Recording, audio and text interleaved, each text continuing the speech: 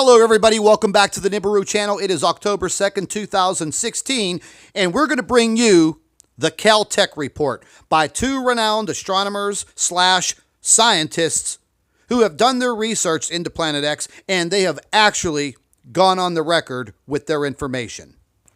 Now, as I had stated in our first video for today, we are going to be opening a new YouTube channel that will be specifically dedicated to Planet X Nibiru scientific news. And we are going to bring you up-to-date scientific news pertaining to Planet X, Nibiru, and the Nemesis solar system. The original Nibiru channel that we host and produce will stay in effect and will be dedicated to video and photographic evidence of Planet X, aka Planet Nibiru, and the Nemesis solar system. But what we do want to bring you are articles and news reports that are more in-depth in the scientific realm of Planet X, such as what we have here. Planet X, or Planet Nibiru, just a distant cousin or the destroyer of Earth. And not too long ago, two Caltech scientists, astronomers, started investigating and researching Planet X. And since they have been doing this, they have actually gone on the record, produced scientific published papers, and their own little short video.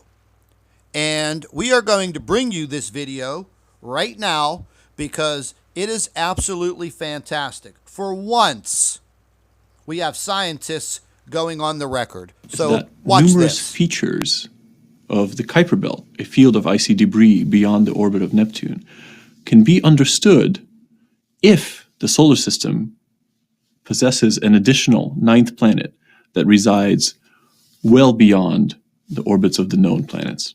When we looked at the outer solar system, we realized that while most of the very distant objects, these objects beyond Neptune, beyond Pluto, most of these objects, they all go around the sun and they're all sort of pointing off in all different directions. But the most distant objects all swing out in one direction in a very strange way that shouldn't happen. And we realized that the only way we could get them to all swing in one direction is if there is a massive planet also very distant in the solar system, keeping them in place while they all go around the sun. And we started looking at this and thinking, this must be either a coincidence or it's caused by something else. It can't be caused by a planet because that's crazy. There are no planets out there. I went from trying very hard to be skeptical that what we were talking about was true to suddenly thinking, oh, this actually might even be true. So the object itself likely is more massive than the Earth, probably a little bit less massive than Neptune. It sits right in between that terrestrial to giant icy planet range. Its orbit, unlike the orbits of the known planets, is not nearly circular and planar. Instead, it is exceptionally wide, 20 times bigger than the orbit of Neptune. The orbital period of the Earth is, of course, 1 year. Right? The orbital period of Jupiter, the big player in our solar system, is about 10 years.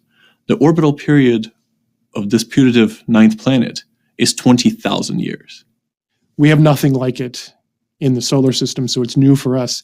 It is, however, the most common mass of planets that have been found around all of the other stars. People have always looked at all these other planets in this strange mass range and said, wow, I wonder what these are. I don't know what these are because we don't have anything like it in the solar system. Looks like maybe we do.